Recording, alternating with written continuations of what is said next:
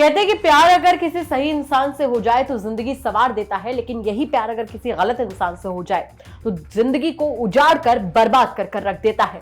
और कुछ ऐसा ही हुआ है एक शख्स के साथ जिसने इंस्टाग्राम पर प्यार किया और प्यार करना उसे इस कदर भारी पड़ा कि उसे अपनी जान देकर इसकी कीमत चुकानी पड़ी। इस कहानी में जो विलन है वो उसकी माशूका है, माशूका का पिता है और माशूका का एक दूसरा प्रेमी है। नमस्कार, बहुत स्वागत है आपका यूपी तक में। मैं हूं आपके साथ गौराशी श्रीवास्तव। आप देख रहे हैं हमारा खास कार्यक्रम the big crime story.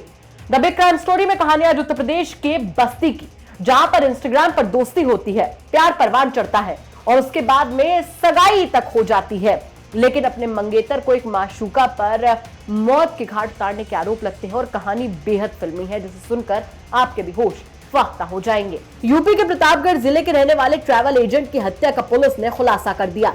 CRPF से वीआरएस लेकर ट्रैवल एजेंट बने राकेश सरोज का शव 12 जनवरी को कलवारी थाना क्षेत्र के सुजावलपुर गांव के पास नहर में मिला था। थानाध्यक्ष कलवारी आलोक कुमार श्रीवास्तव ने पूरे केस की गहनता से इन्वेस्टिगेशन की, जिसके मुताबिक मृतक की मंगेतर सुनीता ने अपने पिता विनोद और अपने प्रेमी यानी दूसरे प्रेमी पिंटू पांडे के साथ मिलकर हत्या की वारदात को अंजाम दिया था। पुलिस के मुताबिक सुनीता ने बताया कि राकेश सरोज ने शादीशुदा होने की बात उससे छुपा कर रखी थी और सगाई की थी। जब वो उसका फ्लैट देखने कोलकाता गई तब उसे पता चला कि वो शादीशुदा है, उसके 2 बच्चे भी हैं। कोलकाता में कोई फ्लैट भी नहीं है। राकेश ने उसे रुपए देना भी बंद कर दिया था। इसी वजह से उसने अपने पिता और प्रेमी पिंटू के साथ मिलकर राकेश को मारने की साजिश रची। कलवारी सर्किट के डीएसपी ने बताया कि सुनीता को चमनगंज से गिरफ्तार करने के बाद 2 अन्य आरोपी यानी कि पिता विनोद और दूसरे प्रेमी पिंटू को शाम को गिरफ्तार कर लिया गया। उनके कब्जे से शव को ठिकाने लगाने के लिए इस्तेमाल की गई बाइक और 2 एटीएम कार्ड बरामद किए गए। मृतक राकेश सरोज के भाई राजेश सरोज की तहरीर पर पुलिस ने सुनीता समेत अन्य के खिलाफ हत्या के केस दर्ज किया था। 9 जनवरी को राकेश अपने घर से लखनऊ जाने की बात कहकर निकला, लेकिन सुनीता से मिलने बस्ती आ गया। राकेश ने रात में 1 बजे कुसौरा आकर सुनीता से फोन पर 2,85,000 रुपए उसके खाते में आरटीजीएस करने की बात कही। इस बात पर सुनीता ने बैंक पासबुक की फोटो व्हाट्सएप करके राकेश के पास भेज दी, लेकिन राकेश ने बताया कि ट्रांजैक्शन फेल होने के कारण वो पैसा नहीं भेज पाया है। जिसके बाद जब उससे मिलने आया तो उसने बड़ी बेरहमी से अपने पिता और अपने दूसरे प्रेमी के साथ मिलकर अपने पहले प्रेमी को मौत के घाट उतार दिया। पूरे मामले पर सुनिए कि पुलिस ने क्या कुछ जानकारी दी है। शव की पहचान होने के बाद राकेश के भाई ने एक सुनीता पासवान नाम की महिला, जिसके साथ राकेश की 1 साल पहले एंगेजमेंट हुई थी, उसके और उसके अन्य साथियों के खिलाफ 302 का अभियोग पंजीकृत कराया था।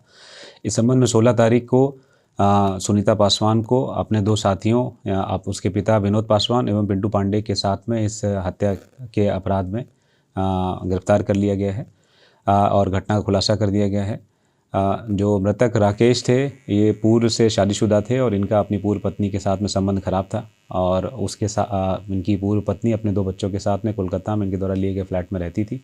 ये बात उन्होंने अभियुक्ता सुनीता से छुपाई थी और उसके साथ सोशल मीडिया के माध्यम से दोस्ती कर ली थी और पिछले साल अप्रैल में अपने परिवार के साथ जाकर के सुनीता के घर में सगाई कर ली थी।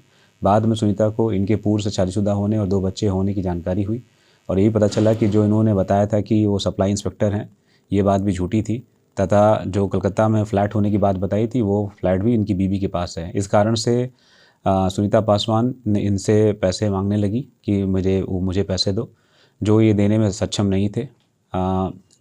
9 जनवरी के प्रातःकाल ये प्रतापगढ़ से अपने घर वालों को बताकर निकले कि मैं लखनऊ जा रहा हूँ, जहाँ ये काम करते हैं, लेकिन लखनऊ जाकर के ये कलवारी जनपद बस्ती आ गए और यहाँ पे सुनीता के साथ में मुलाकात हुई। सुनीता ने फिर से इनके ऊपर दबाव बनाया पैसा देने का, जो ये पैसा नहीं दे पा रहे थे। 10 तारीख को जब ये वापस बगीचे में आए तो सुनीता ने अपने साथी पिंटू पांडे, जिसके साथ इनके पूर्व से संबंध थे, तथा अपने पिता विनोद पासवान के साथ में इनके मारने की योजना बनाई और इनको रस्सी से इनका गला दबा दिया। आप जरा सोच कर देखिए कि सोशल मीडिया पर परवान चढ़ा प्यार और उसके बाद में प्यार का ये अंजाम, ये वाकई बताता है कि आधुनिकता के इस दौर में हम जितनी तेजी से सोशल मीडिया पर भरोसा कर लेते हैं, शायद उतनी तेजी से सोशल मीडिया पर भरोसा करने वाला नहीं है।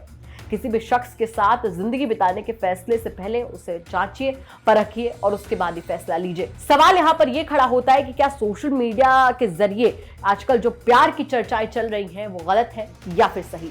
इसी सवाल के साथ आपको छोड़कर जा रहे हैं। साथ ही आपसे ये भी कहना चाहेंगे कि अगर आपके आसपास के इलाके में कोई ऐसी बड़ी घटना होती है जो कि क्राइम की एक बड़ी खबर बन सकती है तो हमें कमेंट करके जरूर बताइएगा। हम उसकी तह तक जाएंगे, उसके बाद में उसे खबर के तौर पर आप तक जरूर पहुंचाएंगे। नमस्कार।